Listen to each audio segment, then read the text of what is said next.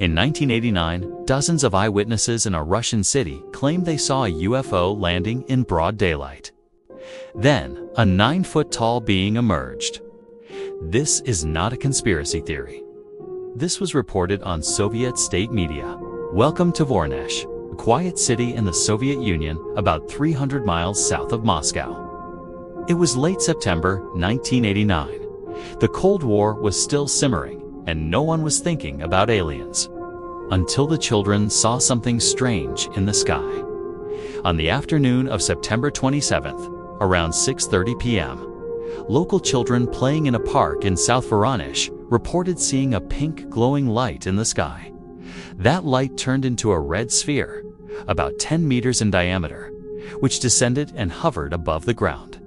They claimed it landed, then a hatch opened. According to multiple witnesses, children and adults alike, a tall humanoid figure stepped out. Descriptions say it was about 3 meters tall, with small head and wearing a silver suit and boots. It had 3 eyes.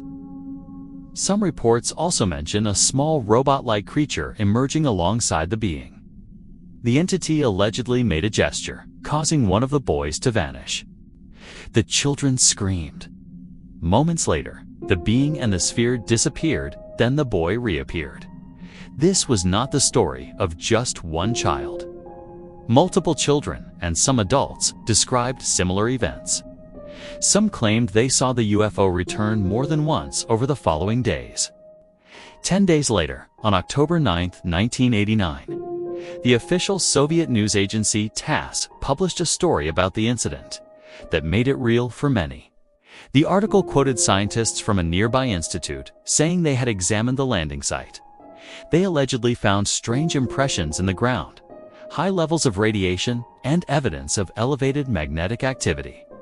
The world took notice. Western media ran headlines like "Soviets report alien encounter and UFO landing confirmed by scientists."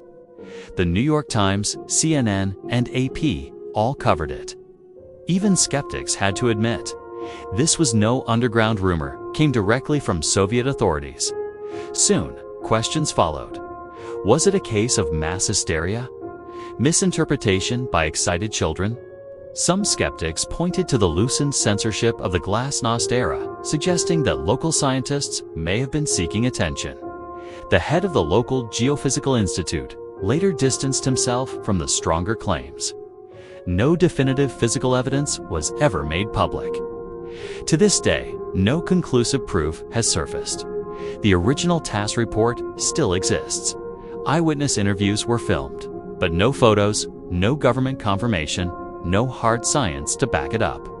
Yet, unlike many UFO tales, this one stands out because it was state-endorsed at the time, because multiple witnesses described the same bizarre scene, and because no one has fully debunked it.